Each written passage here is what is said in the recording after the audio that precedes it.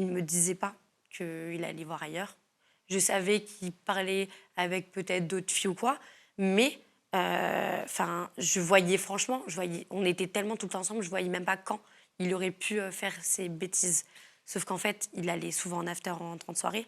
Moi, je travaille en boîte de nuit. J'ai un petit corps, je n'aime pas les afters. Donc, moi, à 6 heures du matin, je suis dans mon lit. Lui pouvait continuer jusqu'à je ne sais quelle heure. Et c'est durant ces moments où je l'attendais à la maison, où il faisait ce qu'il avait à faire avec d'autres femmes. Il couchait régulièrement avec d'autres femmes? Oui, tout le temps. Il se protégeait? Euh, apparemment, non. Non, il ne se protégeait pas.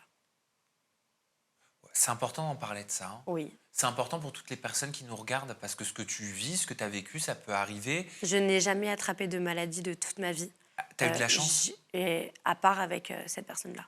Ah, t'as eu des IST? Oui, je sais pas, un truc pas grave, genre la chlamydia ou quoi. Mais de ma vie entière, j'ai toujours fait ultra attention. J'ai pas eu beaucoup de partenaires dans ma vie.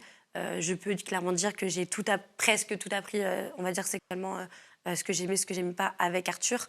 J'ai appris à me découvrir à ce niveau-là. De base, je suis quelqu'un qui suis très pudique sur les relations sexuelles, etc. Je me donne très difficilement à quelqu'un. Et c'est vrai que Arthur a appris à me lâcher beaucoup plus. Mais c'est important, tu vois aussi, Léa, d'en parler, de se servir de, malheureusement, de ton histoire pour faire de la prévention, parce que on a tous eu ou Il suffit on d'une aura fois. tous un partenaire ou une partenaire et potentiellement qui peut nous tromper, ou alors toi, tu expliques que tu l'as accepté, tu vas nous expliquer pourquoi, mais se protéger est hyper important. Et encore, la protection, le latex, ça fait pas tout. Il peut y avoir aussi des accidents. Donc, il faut savoir que les préservatifs, ils sont gratuits jusqu'à 26 ans, que le dépistage, il est gratuit. Dans les pharmacies, c'est hyper important. Et d'être honnête aussi envers ses partenaires, parce que c'est la santé de l'autre et de la personne qu'on veut préserver aussi qui est en jeu. Oui.